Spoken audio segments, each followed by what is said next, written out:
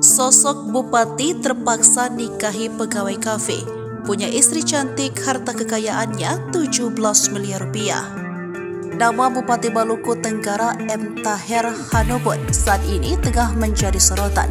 Hal ini lantaran sang bupati tersebut terjerat kasus dugaan ruda paksa dan terpaksa nikahi korbannya.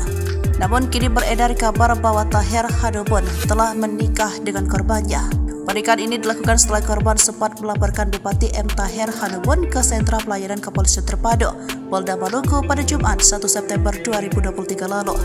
Laporan dugaan ruda paksa tercatat dengan nomor laporan TBL-2023-2023-Maluku-SPKT.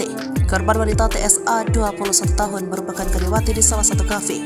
Informasi, TSA sudah sempat dimintai keterangan di Polda Maluku dan telah menjalani visum di Rumah Sakit Bayangkara didampingi UPTD PPA Provinsi Maluku.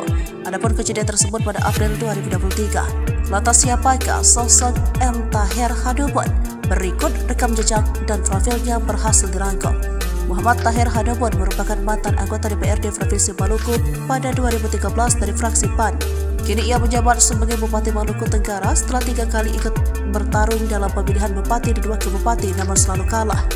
Taher Hanobon menjabat Bupati Maluku Tenggara sejak 31 Oktober 2018. Ia kelahiran Danar, Ternate, Maluku Tenggara pada 3 Agustus 1958. Diketahui ia memiliki istri bernama Eva Elia yang saat ini menjadi Bunda Literasi dan sekaligus Ketua TPP KK Kabupaten Maluku Tenggara.